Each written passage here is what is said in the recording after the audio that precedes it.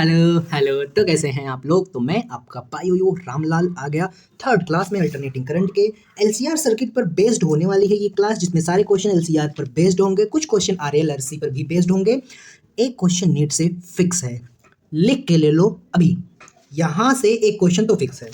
Start करेंगे हम अपने सारे क्वेश्चंस को वन बाय वन, स्मूथली एकदम प्यार से धीरे धीरे करेंगे इस सारे सवाल को। हमारा पहला सवाल है कि हमको एक एलसीआर सर्किट दे दिया, ये देखो आर, ये देखो सी, ये देखो एल।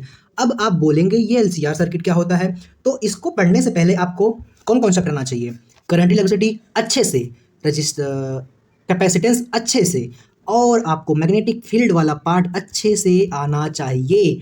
मैं जब अपने पिछले ड्रॉप्स कर रहा था तब मुझे ये सारे चैप्टर्स बड़े गंदे लगते थे। क्यों पता है? क्योंकि प्रीवियस की चीज़ें जब पढ़ी नहीं रहेंगी भाई, तो ये सारी चीज़ें कहाँ समझ में आएंगी। तो हम इसमें करेंगे क्या, हम इसमें सिंपली एक सिंपल सा काम करेंगे, V is equal to I R ही यूज़ करेंगे। कुछ नया नहीं होने वाला है, सेम चीज़ें करंट इलेक्ट्रिसिटी की, लेकिन ये इसका आर, इसका आर, इसका आर नहीं होता। इसका आर की जगह पर आर का जैसा जो होता है उसको एक्सएल बोलते हैं, और कैपेसिटेंस में एक्सी बोलते हैं। और इनको जोड़ने के कुछ मेथड हैं जो कि फेसर डायग्राम से होते हैं। बस वही चीज़ें करना है।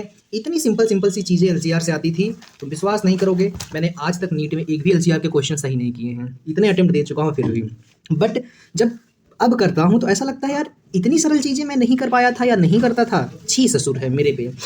तो स्टार्ट करेंगे। इसमें हमको क्या निकालना है, सब कुछ। सब कुछ का मतलब ये अकेला क्वेश्चन 18 क्वेश्चन के बराबर है। तो आप ये एक क्वेश्चन नहीं अटेम्प्ट करने जा रहे हैं, 18 क्वेश्चन अटेम्प्ट करने जा रहे हैं। स्टार्ट करेंगे हम अपने पहली चीज से। हम क्या करेंगे, पहले जेड फाइंड करेंगे। अब जेड होता क्या है, ये जो तीनों का आर होता है ना, इसका ये आर हो गया, इसका ये आर हो गया, आर जैसा हो गया, इसका ये आर जैसा हो गया। इन तीनों को जोड़ने पर हमको जेड मिलता है। और इसका एक अलग मेथड है। कैसे? ऐसे कि जब आरएल सर्किट बनता है ना, तो आप ये टी बना लेना। एलसीआर सर्किट जब जब होता है तो यहाँ पर होता है मेरा करंट, और करंट तीनों में सेम जाएगा। क्यों? क्योंकि ये सीरीज में है, और सीरीज में तो भाई करंट सेम ही जाता है ना। हाँ, और जो रेजिस्टेंस होता है उसका पोटेंशियल इसी तरफ होता है, पहली चीज। दूसरी चीज ऊपर होता है VL, नीचे होता है VC। अब इसको आप कैसे याद रखेंगे, इसको आप ऐसे याद रखेंगे कि जो मेल में पेनिस होता है उसको हिंदी में डैश कहते हैं, जिसको L से रिप्रेजेंट किया जाता है। और जो वजाइना होती है उसको C कहा जाता है, जिसको सी से डैश वर्ड से रिप्रेजेंट किया जाता है। तो समझदार लोग समझ गए होंगे, बोलचाल की भाषा में हम इसे गाली कहते हैं। ठीक है, ठीक है।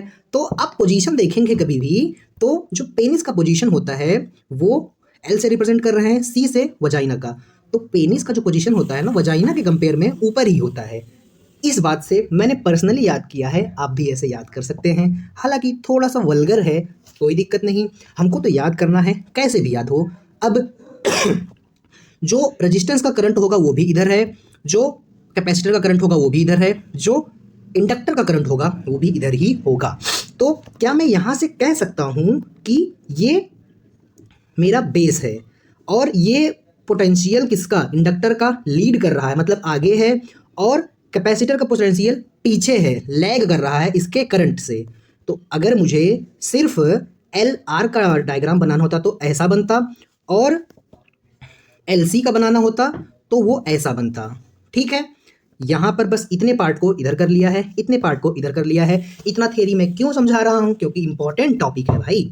ठीक है, अब मैं जेड कैसे निकालूंगा तो जेड जो होगा वो मेरा कैसे निकलेगा, ये मेरा VL है, ये मेरा VC है। अब ये अगर VC है तो इसका कुछ ना कुछ तो XC भी होगा, हाँ वो इसी के फेस में होगा, और इसका कुछ ना कुछ XL होगा। ये रेजिस्टेंस जैसा कह सकते हैं आप, हाँ कह सकते हैं।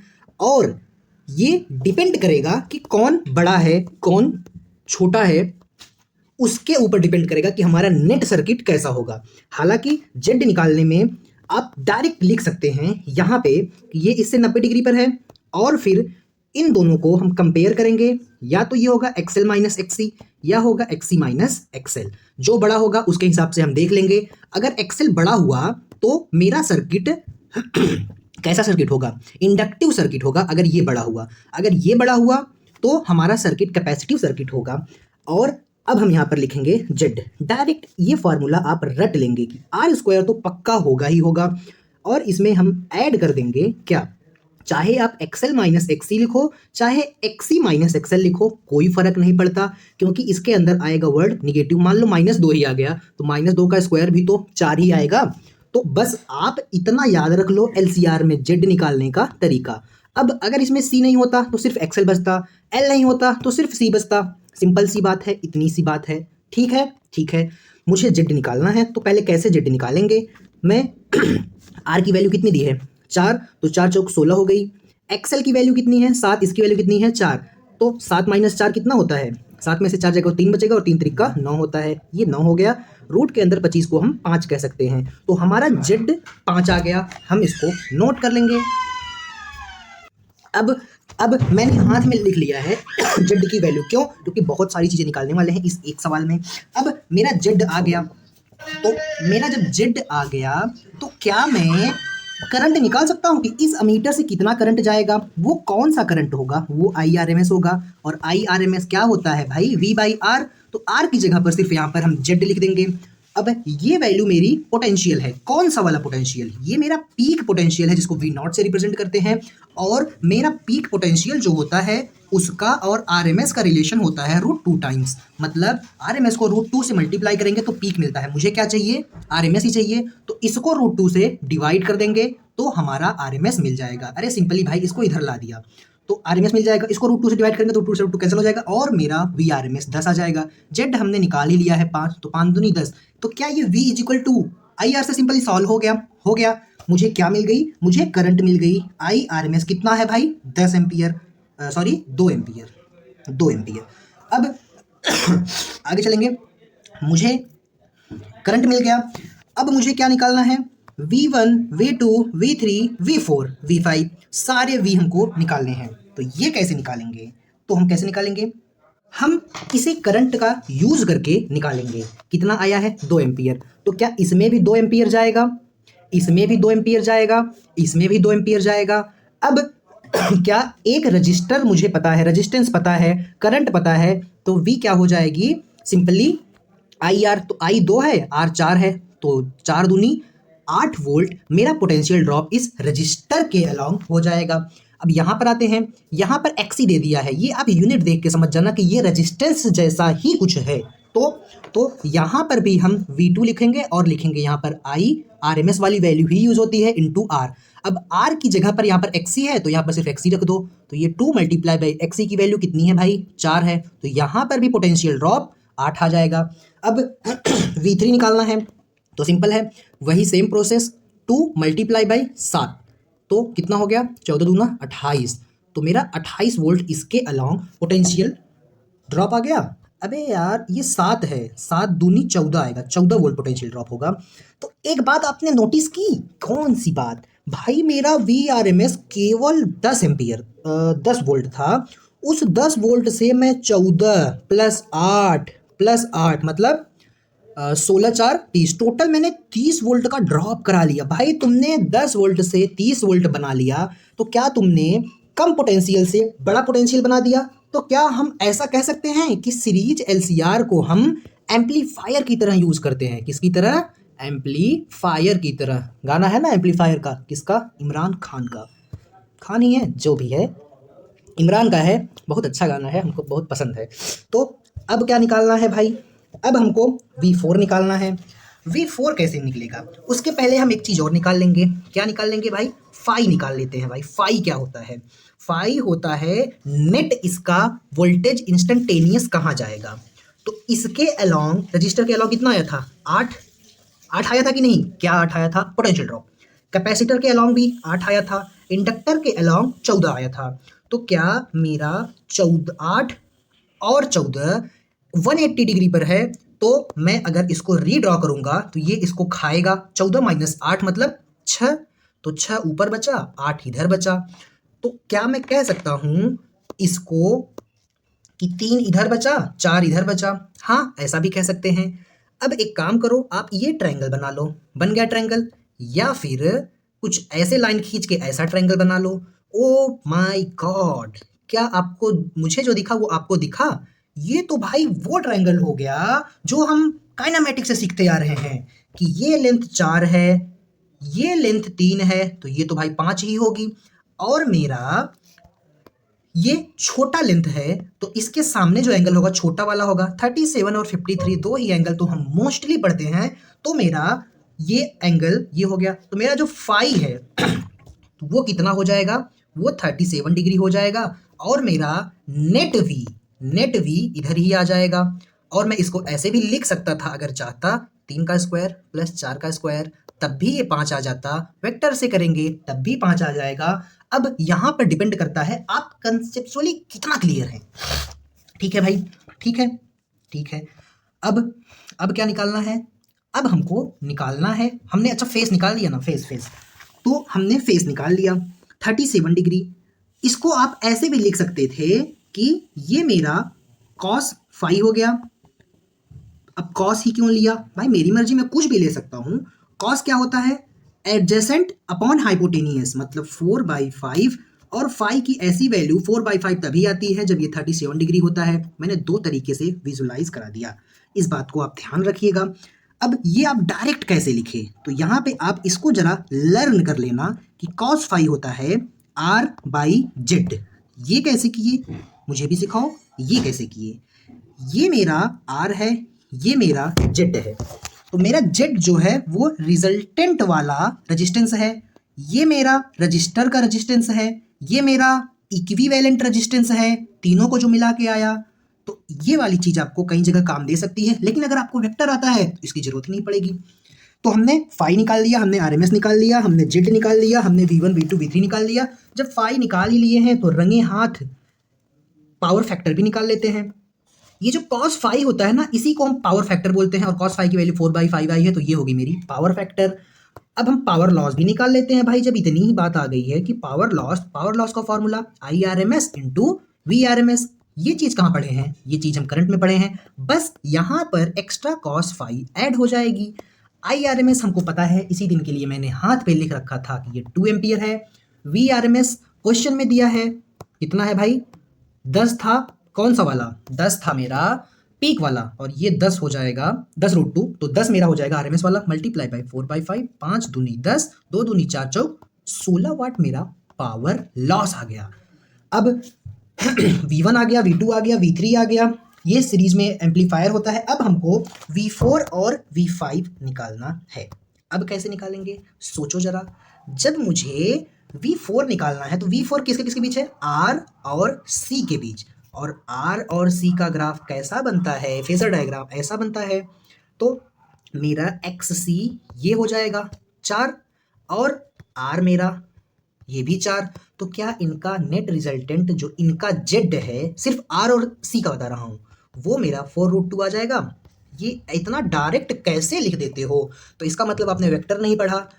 दो वेक्टर जब ऐसे होते हैं, देखो हम सब जगह वेक्टर यूज भले कर रहे हैं लेकिन कोई वेक्टर नहीं है, बस फेजर डायग्राम की वजह से ये फॉलो करते हैं उसको। तो ये तो मेरा Z आ गया, मुझे Z थोड़ी निकालना था, मुझे V4 निकालना था। छी ससुर, कोई मतलब नहीं हुआ ये करके। क्यों? क्योंकि हमको ये निकालना ही नहीं था, हमको जो निकालना था वो ये है। क्या है? क्या मेरा VR, कौन सा R? VR वो कितना आया था याद करो? 8 आया था। और XC के अलॉन्ग पोटेंशियल ड्रॉप कितना आया था? वो भी 8 आया था। मतलब इसके अलॉन्ग पोटेंशियल ड्रॉप, इसके अलॉन्ग पोटेंशियल ड्रॉप। हाँ, तो क्या इन दोनों का V नेट जो होगा वो 8√2 आ जाएगा? हाँ, ये बात सही है। तो मेरा V4 इतना ही आ जाएगा। अगर आपको दूसरे मेथड से करना है तो VRMS ऑफ RC लिख सकते हैं √R VR का स्क्वायर प्लस VC के अलॉन्ग का स्क्वायर। ऐसे भी कर सकते हैं, वैसे भी कर सकते हैं, दोनों के बीच 90 डिग्री होता है। ये बात हमको बस पता होनी चाहिए क्योंकि ये RC सर्किट है। अब V5 जो है उसके लिए कौन सा सर्किट बन रहा है भाई? LC सर्किट बन रहा है, L और C। अब इसमें तो कहीं R आ ही नहीं रहा है, तो L का सर्किट ऐसे ऊपर होता है, C का नीचे होता है। तो हम क्या कहेंगे कि ऊपर मेरा पोटेंशियल ड्रॉप VL, अब ये VL है, VC है, VC हमने 8 निकाल चुका है, VL भी हमने 14 निकाला था, हाँ 14 निकाला था। ये दोनों 180 डिग्री पर हैं, तो क्या मैं डायरेक्ट यहाँ पर वेक्टर से लिख सकता हूँ? 180 पर है तो 14 माइनस 8 मतलब 6 वोल्ट मेरा रिजल्टेंट आ जाएगा, मतलब मेरे V5 की वैल्यू 6 वोल्ट है। आगे चलेंगे अगले सवाल पर। अगला सवाल क्या है? एक V6 बनाए थे सर, उसको हम नहीं निकालेंगे क्योंकि हम आगे वैसे भी बहुत सारे क्वेश्चन करने वाले हैं, तो वो उसमें इंक्लूड हो जाएगा। अब ये हमारे इतने सारे सवाल कंप्लीट हो गए। इस सर्किट में क्या यक्सियल बड़ा है और यक्सी छोटा है, तो हमारा नेट सर्किट जो होगा वो इंडक्टिव सर्किट होगा क्योंकि वो बड़ा है। आगे चलेंगे हम अपने अगले क्वेश्चन पर। अगला क्वेश्चन क्या है भाई? ये देखो, नीट 2013 का सवाल आता हुआ हम सारे सवालों को धुआं धुआं करने वाले हैं। पहला सवाल, एक कॉइल है जिसका सेल्फ इंडक्टेंस L है, उसको कनेक्ट किया सीरीज में एक बल्ब के साथ, ठीक है, बल्ब के साथ कनेक्ट कर दिया भाई। AC सोर्स लगाया तो ब्राइटनेस बल्ब की डिक्रीज होगी कब? कब डिक्रीज होगी भाई?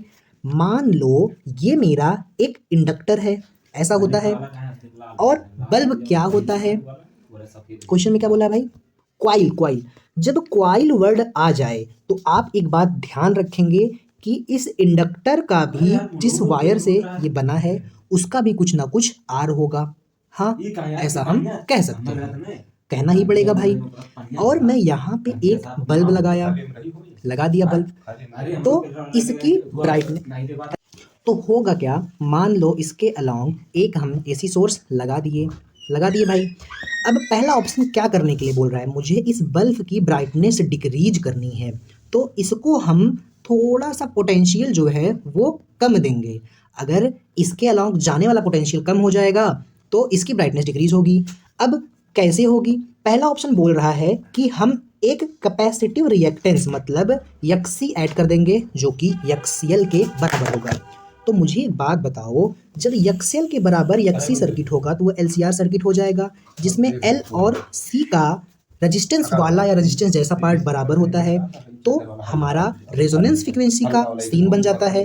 और जब रेजोनेंस फ्रीक्वेंसी का सीन बन जाएगा, L और XR बराबर हो जाएगा, तो जो रूट में हम लोग XL माइनस XC करते थे ये 0 हो जाएगा, तो हमारा Z इफेक्टिव सिंपली R आ जाएगा। और जब हमारा इम्पिडेंस सिर्फ R आ जाएगा तो क्या होगा? तो हमारा बल्ब को जितना ये AC सोर्स वोल्टेज दे रहा था सारा का सारा ले लेगा। पहले सारा नहीं ले पा रहा था क्योंकि इंडक्टर था, उसका कुछ रेजिस्टेंस था, या फिर यक्सेल भी कह सकते हैं। अब तो मेरी ब्राइटनेस इस केस में इंक्रीज होगी, डिक्रीज नहीं होगी, इसको नहीं लेंगे। आयरन रॉड इंसर्ट किए, तो जब हम इसके अंदर, कहाँ थे भाई हम? मेरे रूम में शोर ज़्यादा होने लगा था। आयरन रॉड इसमें डाले तो क्या हमने आयरन रॉड जब इसमें हम डालेंगे तो क्या इसकी परमिएबिलिटी मीडियम की आ जाएगी, जो पहले म्यू नॉट थी, और ये बड़ी होगी। ये बात कहाँ से कहाँ ला रहे हो यार तुम? अरे भाई पिछला चैप्टर नहीं पढ़ा क्या? तो जाओ पहले पिछला चैप्टर पढ़ो तब इसको पढ़ो। ऐसा होने पर L इज इक्वल टू होता है mu naught N square A into L। तो ये मेरा बढ़ गया, ये बढ़ा तो L बढ़ा, और मेरा यक्सेल क्या होता है? WL। L बढ़ा तो यक्सेल भी बढ़ा, डायरेक्टली प्रोपोर्शनल। तो क्या मेरा एक तरह से रेजिस्टेंस वाला पार्ट इसका बढ़ गया, तो ये जितना पोटेंशियल पहले खा रहा था उससे ज़्यादा खाए तो इसको कम पोटेंशियल पास करेगा। जब इसको कम पोटेंशियल पास करेगा तो इसकी ब्राइटनेस कम हो जाएगी, और ये हमारा सही ऑप्शन होगा। अब फ्रीक्वेंसी ऑफ AC सोर्स की डिक्रीज करेंगे, तो जब हम फ्रीक्वेंसी डिक्रीज करेंगे तो L is equal to XL is equal to WL होता है। W मेरा 2 पाई FL होता है, 2 पाई F होता है। फ्रीक्वेंसी हम डिक्रीज करेंगे, तो फ्रीक्वेंसी डिक्रीज किए तो XL directly proportional to frequency है, तो मेरा यक्सेल घटा, रेजिस्टेंस घटेगा इंडक्टर का, तो ये कम पोटेंशियल ड्रॉप कराएगा और ज़्यादा पोटेंशियल भेजेगा जितना पहले था उसके कंपेयर में, तो तब भी इसकी ब्राइटनेस बढ़ जाएगी। इसीलिए ये ऑप्शन नहीं होगा। नंबर ऑफ कॉइल को सेम वही चीज़ कि यहाँ पर number of turn N square जो होता है वो कैपिटल N/L होता है, तो नंबर ऑफ टर्न बढ़ाएंगे तो N बढ़ेगा, N बढ़ेगा तो L बढ़ेगा, L बढ़ेगा तो यक्सेल बढ़ेगा। एक मिनट, L बढ़ेगा तो यक्सेल बढ़ेगा, रिड्यूस बोला ना, कम करेंगे, तो n कम होगा तो l कम होगा, l कम होगा तो xl कम होगा, तो यह सेम केस ऐसा वाला बन जाएगा, इसीलिए ये भी नहीं होगा, ये वाला ऑप्शन होगा। आगे चलेंगे फटाफट से। अब हमारे सवाल थोड़े से स्पीड पकड़ने वाले हैं भाई, तो अपनी कुर्सी की पेटी बांध लीजिए। क्या है भाई ये क्वेश्चन? ये क्वेश्चन में हमको बताना है आरएमएस वैल्यू ऑफ करंट, मतलब आईआरएमएस बताना है। कैपेसिटर है जिसको कनेक्ट किया, मतलब मेरा सिर्फ कैपेसिटिव सर्किट है, ऐसा हम बोल सकते हैं। ये जो पोटेंशियल दी रहती है ये VRMS वाली ही दी रहती है, ये मेरी 200 है, मुझे RMS करंट बताना है, तो IRMS जो होगा वो मेरा होगा V/R, लेकिन कैपेसिटर का तो R नहीं होता, यक्सी होता है। तो हम एक काम करेंगे, यहाँ पर R की जगह पर यक्सी लिख देंगे, और ये चीज़ आप याद रख लेंगे कि यक्सी होता है 1/WC। W क्या है? एंगुलर फ्रिक्वेंसी, ये क्या है? कैपेसिटेंस। तो 1/2πf लिख सकते हैं, और इसको C लिख सकते हैं। ठीक है भाई, ठीक है। अब फ्रीक्वेंसी 50 है, तो हम यहाँ पर करेंगे, सॉरी सर जी, 1/2π फ्रीक्वेंसी 50 इंटू कैपेसिटेंस कितना है? 40 माइक्रोफेराड, तो 40 इंटू 10⁻⁻6। अब इसको जब हम ऊपर लेके जाएंगे, एक काम करें क्या, कौन सा काम भाई? यहाँ पे हम एक काम कर सकते हैं,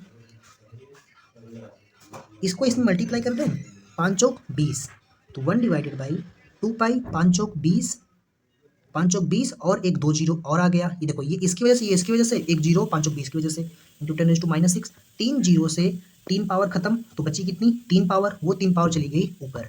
अब नीचे क्या है? 2π इंटू 2, मतलब 2 दूनी 4π, 4 से इसको काटेंगे तो ये हो जाएगा कुछ 25, 250 divided by pi, 250 divided by pi.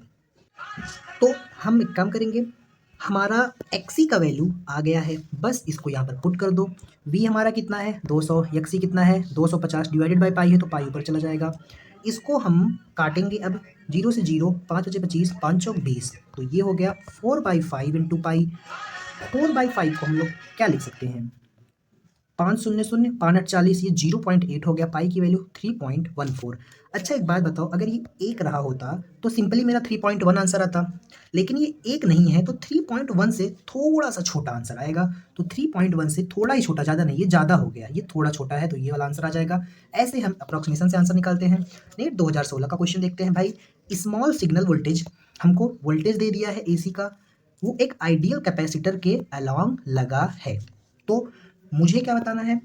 मुझे स्टेटमेंट बतानी है कि कौन सी स्टेटमेंट सही है। जब कुछ ना बोला हो तो हम सही वाला बताते हैं।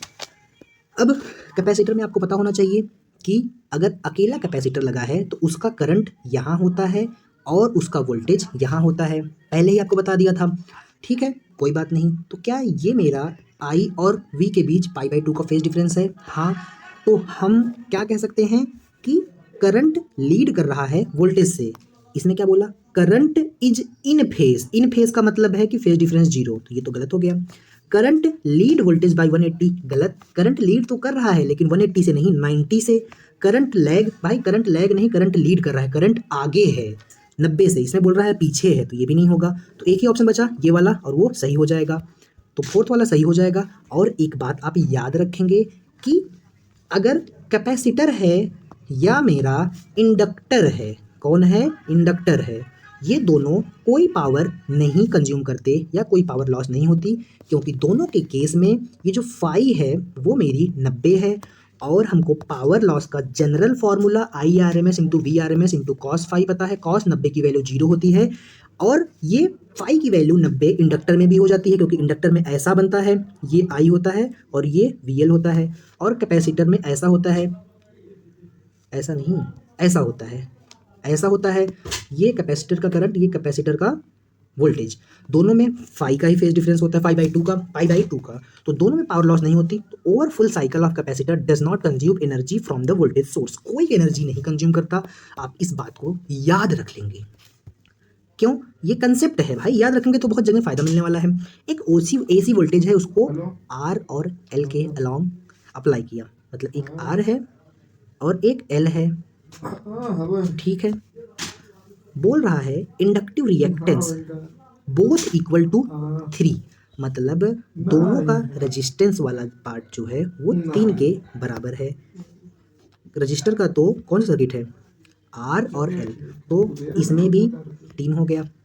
फेज डिफरेंस हमको बतानी है वोल्टेज और करंट में। तो क्या ये आरएल सर्किट है, तो आर के सर्किट में ये आई आर होता है, ये वी आर होता है। एल मतलब इससे पाई/2 आगे, यहाँ पर मेरा वी एल भी होगा और एक्सएल भी होगा। मुझे क्या बताना है, अप्लाइड वोल्टेज।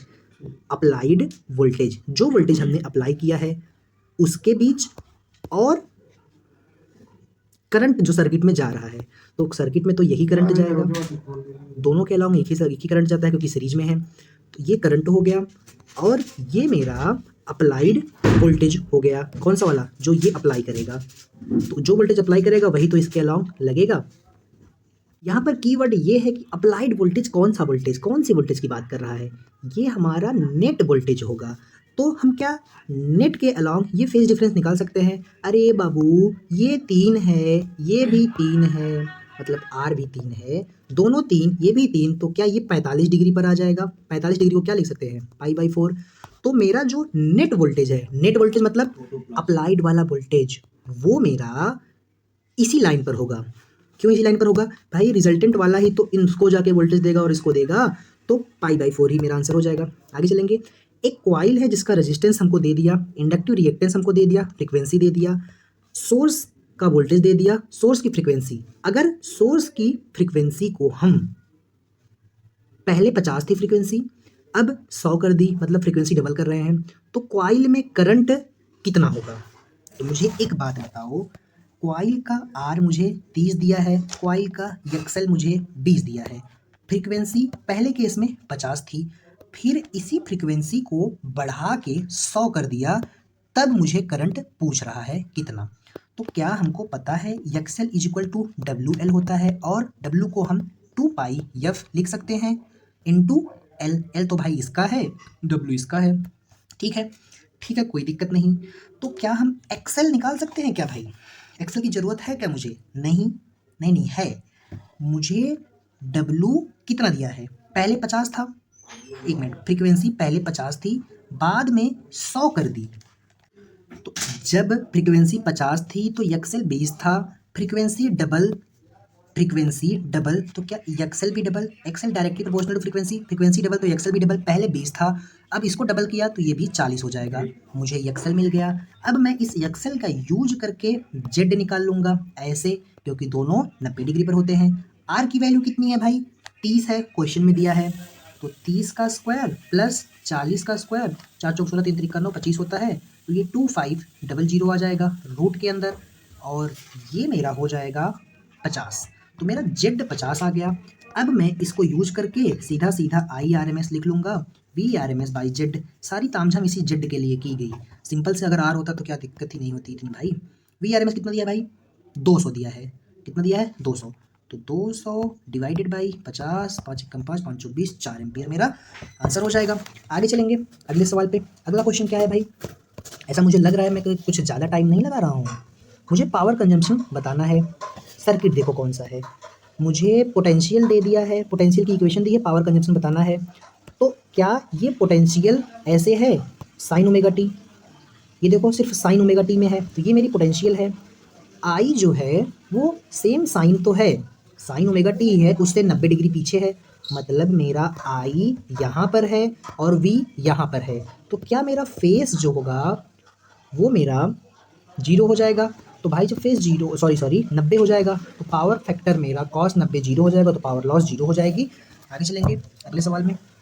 इस सवाल में हमको एवरेज पावर बतानी है। कैसे निकालेंगे एवरेज पावर, पहली बात, पावर का एक फॉर्मूला जनरल वाला आपको रटा हुआ होना चाहिए, I R M S into V R M S into cos phi, और इंडक्शन और कैपेसिटेंस की वजह से, इंडक्टेंस की वजह से पावर लॉस नहीं होता है, ये बात पता होनी चाहिए। तो बचता क्या है, सिर्फ रेजिस्टेंस बचता है, बस इसी को यूज करना है। मुझे वोल्टेज और करंट दिया है, ये मेरा साइन ओमेगा टी है, तो ये मेरी करंट है, साइन ओमेगा टी में दी है, और इससे पाई/3 आगे मेरा कौन है, वी है। पाई/3 मतलब 60 डिग्री आगे कौन है, वी है। तो क्या मेरे वी और आई के बीच का फेस कितना है, 60 डिग्री। तो मैं सिंपली यहाँ पर पुट करूँगा 60 डिग्री, कॉस 60 की वैल्यू 1/2 होती है। अब ये पीक वैल्यू होती है, पीक वोल्टेज है, तो पीक वोल्टेज से हमको आरएमएस निकालना होगा, तो हम √2 से डिवाइड करेंगे, ध्यान देना। तो जब 1/√2 को 1/√2 को √2 से डिवाइड करेंगे तो √2 इसमें आके मल्टीप्लाई हो जाएगा और ये 1/2 बन जाएगा और इसका करंट भी 1/2 बन जाएगा। ऊपर करा दिया है भाई। I nought is equal to I R M S into √2 होता है। ये इधर आ गया, ये क्वेश्चन में दिया है। तो ये सिंपली हो जाएगा 1/2। तो मेरा आई आर एम एस 1/2 हो गया, मेरा वी आर एम एस 1/2 हो गया, मेरा cos फाई 1/2 हो गया। तो ये मेरा पूरा 1/8 आ जाएगा, मतलब ये वाला आंसर। आगे चलेंगे अगले क्वेश्चन में। अगला क्वेश्चन क्या कह रहा है भाई? अगला क्वेश्चन, एक सर्किट दिया है एसी सोर्स में, 12 वोल्ट का करंट है। 12 वोल्ट की पोटेंशियल होती है भाई, करंट थोड़ी होती है। जो कि करंट दे रहा है 0.2 एम्पियर का। जब हम सेम सर्किट को डीसी से कनेक्ट करते हैं 12 वोल्ट के, तो वो करंट 0.4 एम्पियर देता है। तो हमको बताना है वो सर्किट कैसा है। एलआर है, आरसी है, सीआर है, एलसीआर है। तो मुझे सिर्फ एक बात बताओ, कौन सी बात? कि आपको क्या पता है कि डीसी करंट को हम क्या बोलते हैं? फिल्टर। कौन सा फिल्टर? कैपेसिटेंस का फिल्टर। मतलब अगर सी होगा तो कोई करंट नहीं प्रोड्यूस होगा। आपके एक सवाल का जवाब कि at T is equal to infinity capacitor behave as a open wire. क्या हमने ये बात पहले सीख चुकी है? तो उसका आंसर आज हमको यहाँ मिल जाएगा कि ये ओपन वायर क्यों बिहेव करता है। क्योंकि जो डीसी करंट होता है वो फिल्टर की तरह काम करता है। डीसी फिल्टर जो है, डीसी करंट वो फिल्टर की तरह काम करता है। मतलब वो कैपेसिटर लग गया तो कैपेसिटर के इस साइड से उस साइड तक करंट नहीं फ्लो कराएगा। क्यों? क्योंकि डीसी में आई कांस्टेंट हो जाती है भाई। अगर आई कांस्टेंट हो गई तो जो फ्रीक्वेंसी होगी वो जीरो हो जाएगी, और अगर फ्रीक्वेंसी जीरो हो गई तो एक्स सी बराबर होता है 1/WC। फ्रीक्वेंसी जीरो तो डब्ल्यू जीरो, क्योंकि W2πf। तो एक्स सी इनफाइनाइट, तो ये इनफाइनाइट हो गई, तो ये इसका जो एक्सेल हो जाएगा वो इनफाइनाइट हो जाएगा। मतलब इसका रेजिस्टेंस इनफाइनाइट हो जाएगा। और किसी चीज़ का रेजिस्टेंस अगर इनफाइनाइट हो जाता है तो वो टूटे हुए तार की तरह बिहेव करता है। ये एक अच्छा कंसेप्ट। अगर स्टेटमेंट बेस्ड क्वेश्चन आ गया 99% लोग धुआं हो जाएंगे कि क्यों कैपेसिटर ओपन वायर की तरह बिहेव करता है स्टडी स्टेट में। तो जिस जिस ऑप्शन में सी होगा वो ऑप्शन नहीं होगा। बिना सी का एक ही ऑप्शन है, तो ये वाला आंसर हो जाएगा। क्यों?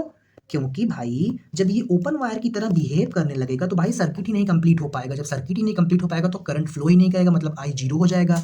लेकिन अकॉर्डिंग टू क्वेश्चन डीसी जोड़ने पर भी इतना एम्पियर करंट फ्लो हो रहा है। इसका ये मतलब है कि उस सर्किट में सी तो नहीं है, और सी नहीं है तो एलआर ही बचा, 3 में सी था। आगे चलेंगे क्वेश्चन में। 2 केबल है। अब इसका हमको सर ने कंसेप्ट पहले क्लास में बताया था कि एसी करंट को फ्लो कराने के लिए मान लो 2 वायर है। ये एक क्रॉस सेक्शन एरिया ए का, और ये पतला पतला क्रॉस सेक्शन एरिया का उतना ही क्रॉस सेक्शन है जितना मान लो यहाँ से यहाँ का जो एरिया है, यहाँ से यहाँ का उतना ही एरिया है। इसका एरिया a/2 है, इसका एरिया a/3 है, इसका एरिया a/3 है। तो इसमें आपको अब ये कंसेप्ट है याद रखना कि ये मोटा वाला वायर सुटेबल होता है डीसी के लिए, और उतने ही एरिया में अगर पतले पतले वायर होंगे तो ये सुटेबल होते हैं एसी के लिए। तो अगर आपके घर में जो वायरिंग हुई है उसको छील के देखिए, पतले पतले वायर मिलेंगे, क्योंकि घर में एसी करंट होता है, ये सुटेबल होता है इसके लिए, और ये डीसी के लिए ये सुटेबल होता है। तो इस बात को आप ध्यान रखेंगे। और ये क्वेश्चन भी आ चुका है, तो हमको क्या बताना है? Multiple stand for AC either for DC. हमको क्या बताना था? सुटेबिलिटी बतानी थी। मतलब ट्रांसपोर्ट तो हो सकता है लेकिन सुटेबिलिटी किस में होगी? तो दोनों में होगी। तो इसका ये मतलब नहीं होगा कि हम इसको एसी के लिए यूज नहीं कर सकते, यूज कर सकते हैं। तो हमारा आंसर होगा only multiple stand for AC either for DC, मतलब एसी डीसी दोनों के लिए यूज कर सकते हैं। आगे चलेंगे अगले सवाल पर। हमको आरएमएस करंट रजिस्टर के थ्रू बतानी है। तो क्या ये एलसीआर सर्किट है? हाँ, ये एलसीआर सर्किट है। हाँ, एलसीआर सर्किट है। क्या बतानी है? RMS current. तो क्या हमारा सेम प्रोसेस है इसका? वी आरएमएस क्या होता है? I R M S V R M S by Z. अब एल सी आर सर्किट का जेड निकाल लो, तो जेड हो जाएगा √r² plus XL minus XC. जो आपके दिमाग में आता है वो पहले लिख दो, क्योंकि दोनों स्क्वायर करेंगे तो वही चीज़ होगी। अब r² कितना है? 100 है। एक्सएल कितना है? 200 है। एक्सी कितना है? 100 है।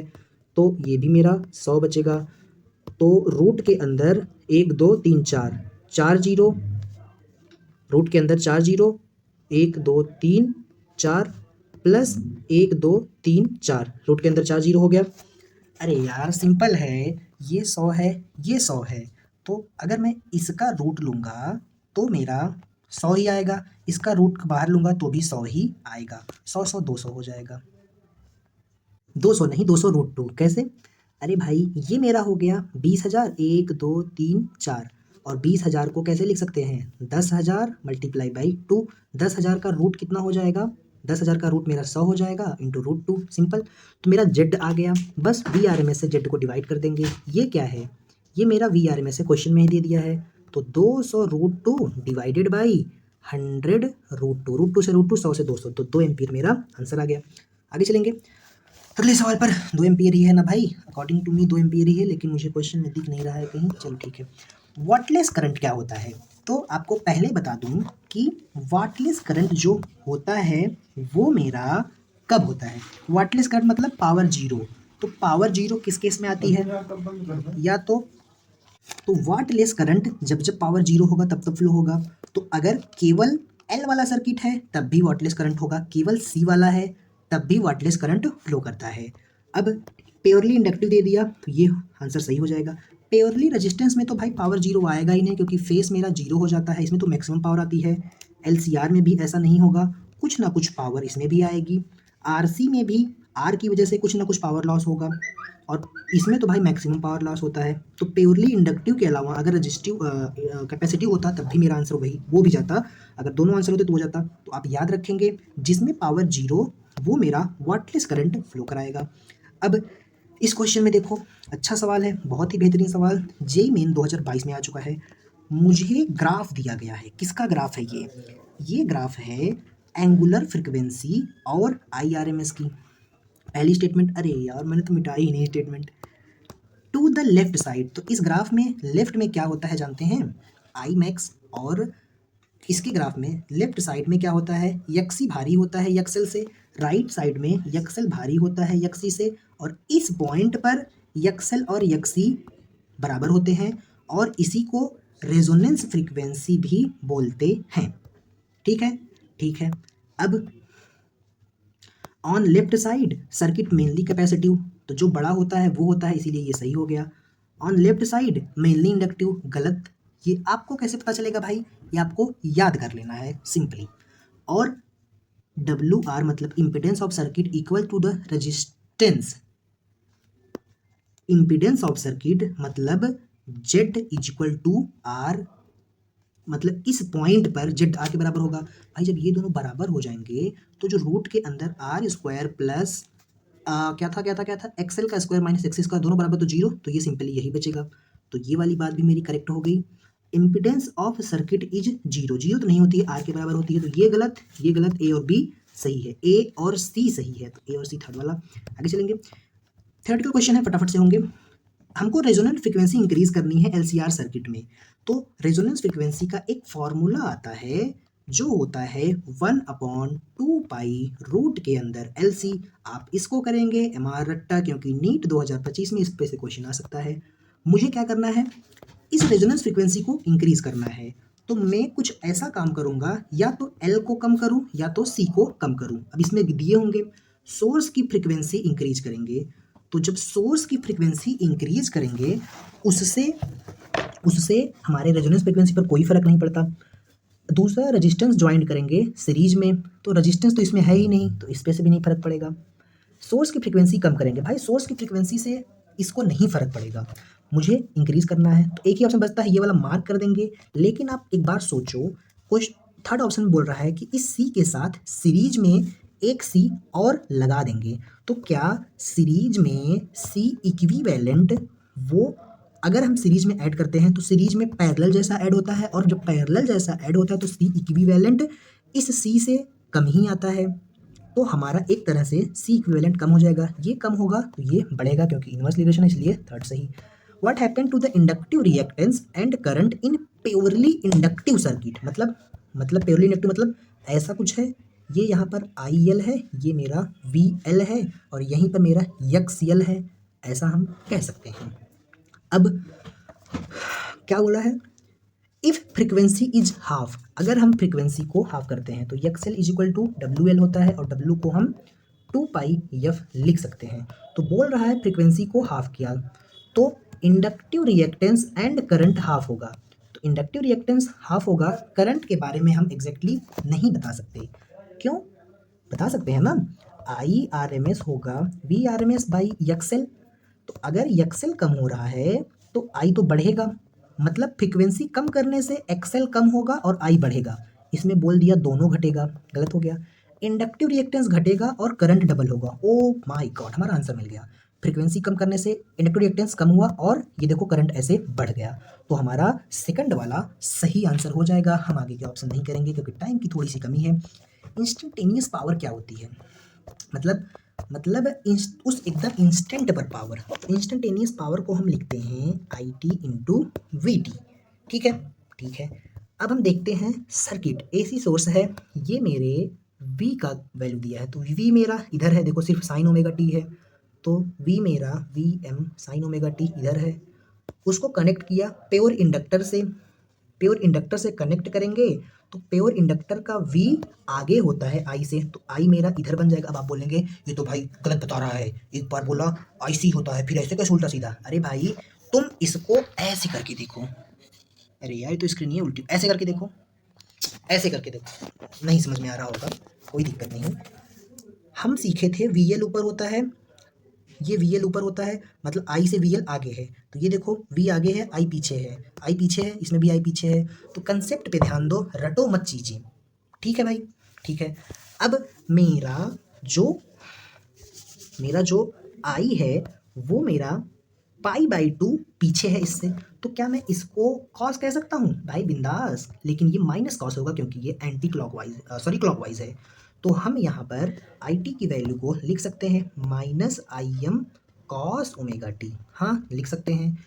और इसकी वैल्यू तो हमको पता ही है, V M sine omega T, हाँ लिख सकते हैं। अब मुझे एक बात बता दो बस, क्या हमने मोशन इन 2D में ये फॉर्मूला पढ़ा था, साइन टू थीटा बराबर two sine theta into cos theta.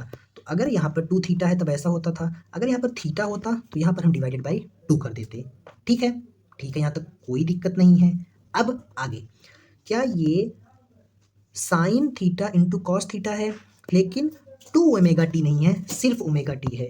तो आई एम को साइड में रखो, वी एम को साइड में रखो, हम इसको लिख देंगे sign to omega T.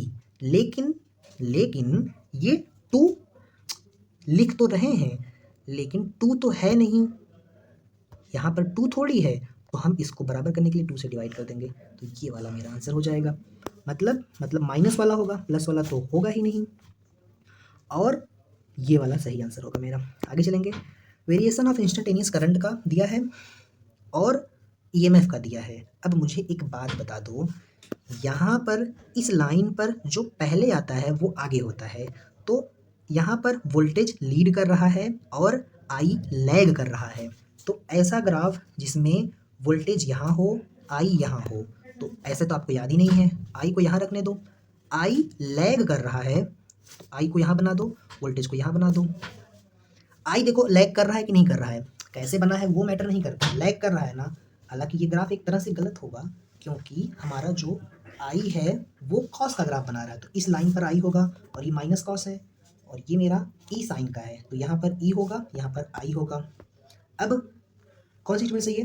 Voltage lead कर रही है करंट से, वोल्टेज लैग बोल दिया, गलत है 90 से।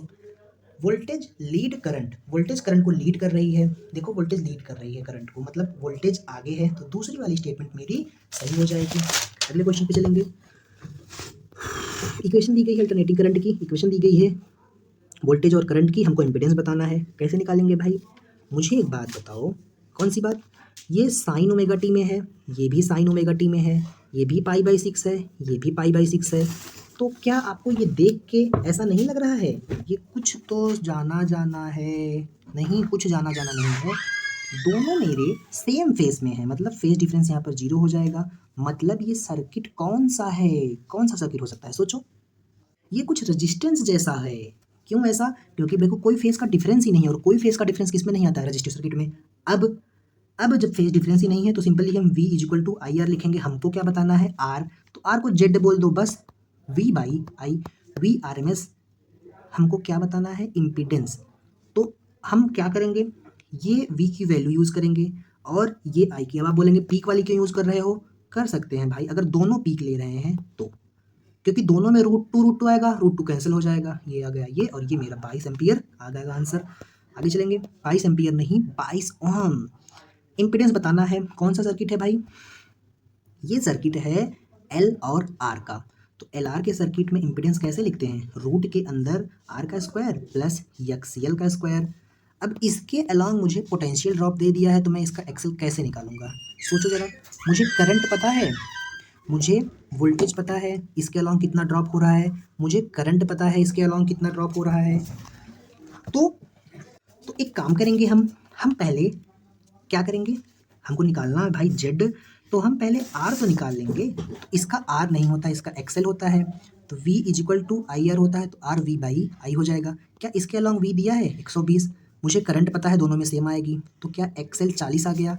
ऐसे ही यहाँ पर भी हो जाएगा 90/3, तो ये आ जाएगा 30, और हम यहाँ पर रखेंगे एक बार 30 का स्क्वायर, एक बार 40 का स्क्वायर, और 3 3 9 4 चौक 16 होता है, तो रूट के अंदर 2500, रूट के अंदर 2500 को हम 50 लिख सकते हैं। हमारा जेड कितना आ गया, 50। आगे चलेंगे, एसी सर्किट है, वी दिया है, आई दिया है, पावर डेसिपेट बताना है। तो एक काम करेंगे, पावर डेसिपेटेड का जनरल फॉर्मूला क्या होता है, I R M S into V R M S into cos phi.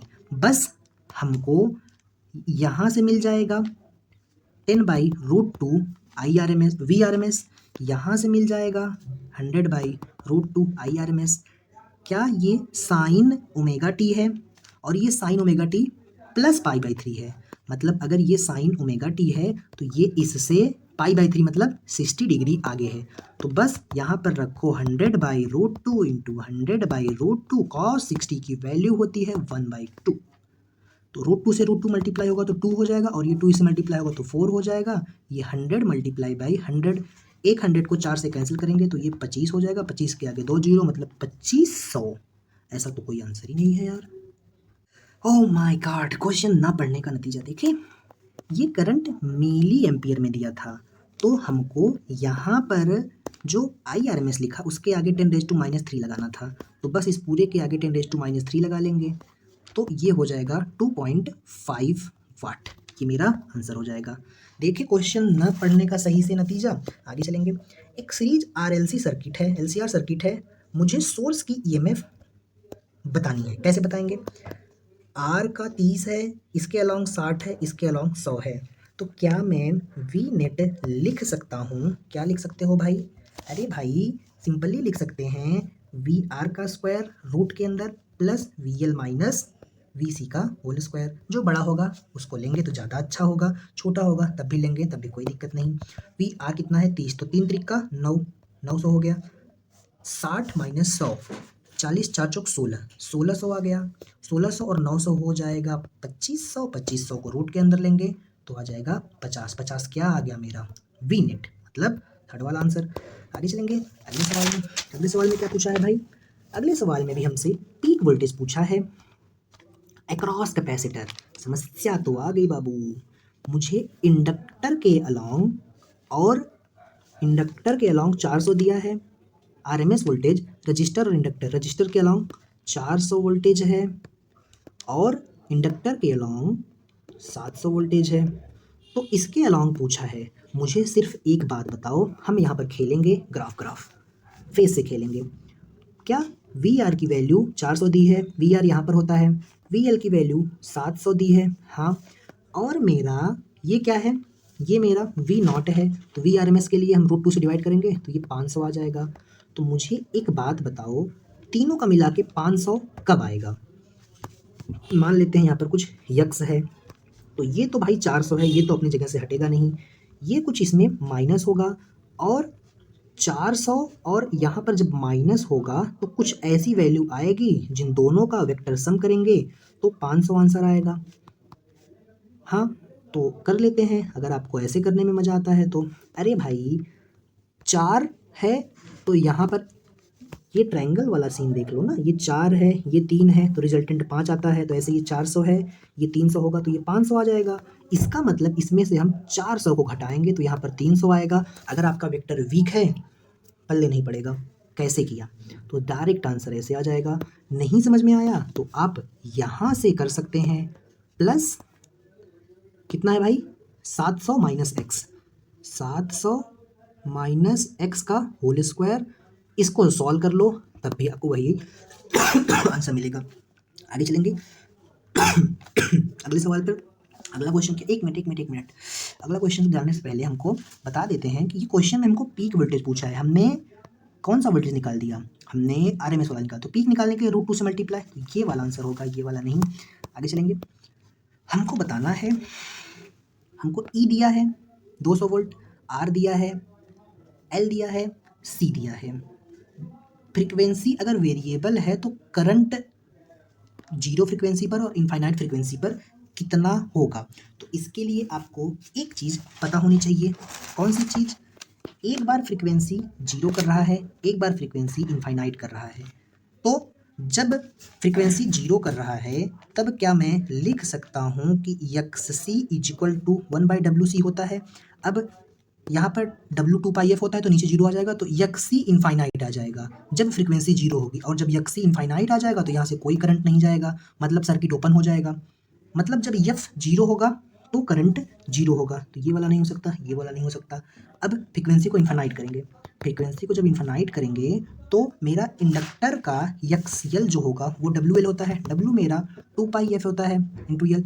F को अगर इन्फानाइट कर दिए तो यफ डायरेक्टली प्रोपोर्शनल है यक्सएल के, तो यक्सएल भी इन्फानाइट, यक्सएल इन्फानाइट तो तब भी सर्किट ओपन हो जाएगा। मतलब इसमें इतना रेजिस्टेंस आ जाएगा कि ये इसके आगे करंट को फ्लो ही नहीं करने देगा, तो टूटा हुआ तार की तरह बिहेव करेगा। तो ये वाला आंसर हो जाएगा दोनों चीज़ों। आज के लास्ट सवाल पर चलेंगे हम। फिगर में एलसीआर सर्किट दिख रहा है 80 और 40 रेजिस्टेंस है, कैपेसिटेंस 80 है, रेजिस्टेंस 40 है।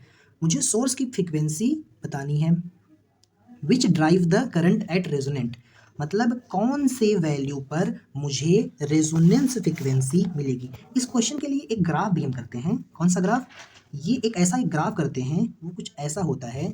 उस ग्राफ में यहाँ पर फ्रीक्वेंसी होती है, और जब फ्रीक्वेंसी जीरो होती है तो मेरा यक्सएल, यहाँ पर रेजिस्टेंस होता है, यक्सएल इन्फानाइट होता है, ये इन्फानाइट वैल्यू से बिलोंग करता है, ध्यान रखना। तो इस दोनों पॉइंट पर इन्फानाइट होता है, यहाँ पर रेजोनेंट फ्रीक्वेंसी आती है। अब इस क्वेश्चन में हमको क्या बताना है, हमको रेजोनेंट फ्रीक्वेंसी की एक तरह से वैल्यू बतानी है। रेजोनेंट फ्रीक्वेंसी होती है 1/2π LC, LCR है तब भी सिर्फ LC का यूज़ होता है, 1/2π करेंगे। L की वैल्यू कितनी है 5 हेनरी, C की वैल्यू कितनी है 80 माइक्रोफेराड, तो 80 - 10⁻6 LC हो गया। अब जब हम इसको सॉल्व करेंगे तो 1/2π होगा, रूट के अंदर 400 × 10⁻6, 5×8 = 40, एक इसकी वजह से जीरो, बाकी उसकी वजह से 2 जीरो से 2 जीरो कैंसिल, रूट के अंदर था 4 तो रूट के बाहर आएगा 2 बच जाएगा, और ये 2 से 2π का मल्टीप्लाई होगा तो 1/4π हो जाएगा। रूट के अंदर 10⁻4 था, बाहर निकलेगा तो 10⁻2 और ऊपर जाएगा तो 100 बन जाएगा। तो 100/4π, 4 से इसको काटे 25/π मेरा आंसर हो जाएगा, मतलब ये वाला। मिलते हैं अगली क्लास में। अगली क्लास इस क्लास से बड़ी होगी क्योंकि उसमें है 40 क्वेश्चन। 40 क्वेश्चन कहाँ से, उसी चैप्टर के 40 क्वेश्चन हैं। सर ने EM वेव के लेक्चर में भी क्वेश्चन कराए हैं, तो वो वाले क्वेश्चन मैं उसमें इंक्लूड करूंगा। मिलते हैं, तब तक के लिए ओके बाय।